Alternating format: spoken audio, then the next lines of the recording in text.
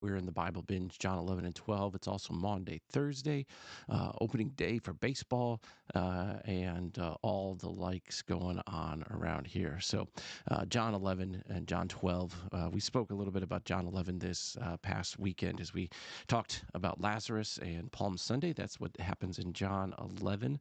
Let me go back to just a minute in my Bible I got out here. So, in John 11, we got Lazarus. We're John 12 and 12. John 12 and 13. I put 11 and 12. It should be 12 and 13 where we're at today. 11 was yesterday. But John 12 and 13, Jesus anointed at Bethany by Mary. Then we have the response of Judas, who's a little upset that this money was wasted on Jesus. Then we follow with the triumphal entry. Jesus predicts his crucifixion, recognizing a fulfillment that this is true of what the prophet Isaiah wrote about. And then we get into the next chapter, John 13, which lines up perfectly with where we're going tonight in our worship service and our Living Last Supper. John 13, beginning with Jesus washing his disciples' feet, something we'll reenact this evening at the Living Last Supper tonight, 7 p.m. Just a powerful reminder of what Jesus, the King of the world, is willing to do. There's nothing too low for him, as he is himself taking upon himself not just this form of a servant washing the disciples' feet, but also that servant who bears the sins of the world for you and for me. And so we have Judas' betrayal predicted there too as well. And it's interesting. I want to read that part because we're going to go, that's going to be part of our service this evening, that Living Last Supper. But it's in John chapter 13, verse 21. When Jesus had said this, he was troubled in spirit and testified, "Truly I tell you, one of you will betray me." The disciples started looking at one another, uncertain which one he was speaking about. And one of his disciples, the one Jesus loved, who we know as John, was reclining close beside Jesus. And Simon Peter motioned to him to find out who it was he was talking about. So he leaned back against Jesus and asked him, "Lord, who is it?" Jesus replied, "He's the one I give the piece of bread to after I dipped it." When he dipped the bread, he gave it to Judas, Simon Iscariot's son. After Judas ate the piece of bread, Satan entered him. So Jesus told him, "What you are doing, do quickly." None of those reclining at the table knew why he said this to him. Since Judas kept the money bag, some thought Jesus was telling him, "Buy what we needed for the festival," or that he should give something to the poor. After receiving the piece of bread, he left immediately, and it was night. I think it's interesting John notes this. Remember, John is there. He's that disciple who Jesus loved, leaning against Jesus, and gets this response from Jesus, and Judas leaves. And John notes that it seems to be that the disciples didn't know what Judas was going to do. That's his kind of excuse there. And it's almost like he puts that in there to say, like, if we knew what Judas was going to do, we would have stopped him. But maybe that is divinely held from them as well by God, that they didn't know, because it was the plan. It was what had God said was going to have happened, and that he would be handed over and by Judas, betrayed, arrested, and condemned. And then after Judas leaves, Jesus says this, chapter 13, verse 31. When Judas had left, Jesus said, "Now the Son of Man is glorified. God is glorified in him.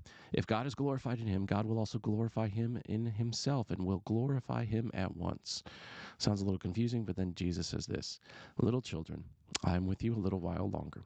You will look for me, and just as I told the Jews, so now I tell you, where I am going, you cannot come.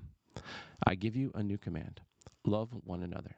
Just as I have loved you, you also to love one another.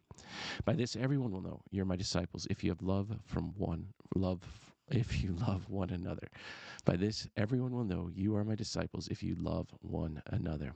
And so, as Maundy, Thursday, Latin for mandate, we think not just of what Jesus does with the Last Supper, important, critically important, but also that mandate to love one another as he first loved us. And in fact, that's going to be the distinguishing mark of followers of Jesus, is the love they have for one another. And as we know, it's one of the hardest things to do. to love one another.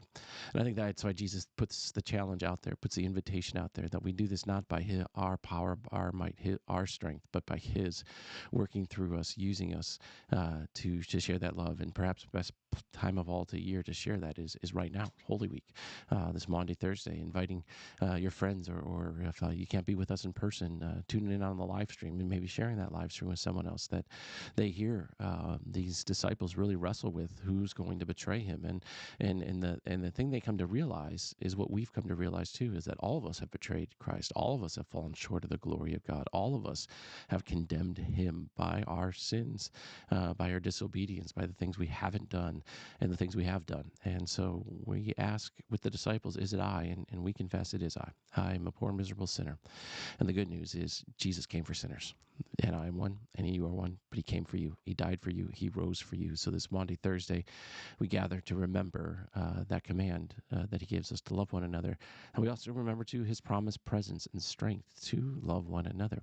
That on this night that He was betrayed, He's going to take bread and wine in the midst of the normal Passover celebration that they're in Jerusalem for. And He'll take that bread and say, this is my body. And He'll take that wine and He'll say, this is my blood, given and shed for you for the forgiveness of your sins. He gives the commands, but He also gives an answer to those commands when we fall short, with His forgiveness and with His mercy. And so I pray that you can be agents of mercy and forgiveness in the world today. Loving one another, it sounds nice, but it's hard. And so that love for one another, I tell couples this many times, and we do premarital counseling or in the wedding ceremony, that love is awesome. Love is great, but love is sometimes more of seen as a feeling. And it's that love personified, or love really personified, or really is seen most in our ability to forgive one another. So if we want to show that love, it's shown up in our forgiveness of one another. And so may you be a good forgiver today as you live in that love, as you remember what Jesus does this day for you. The rest of John that you're going to read, the next couple chapters, are all what Jesus says during this Last Supper and up to His betrayal. So John has a long dialogue about this, what Jesus does here, prayer that he includes here as well, all these kind of final last words that Jesus says before His arrest, His trial, His death, and eventually His resurrection, which is coming. So hear Jesus this time. I mean, I think it's beautiful to listen to what Jesus says and does this night, knowing what's coming, knowing just the burden that's coming. As He says it, I think it was earlier in chapter 12, he even says it, right? 12:27. Yep. Now my soul is troubled. What should I say? Father, save me from this hour. But this is why I came to this other hour. Father, glorify your name.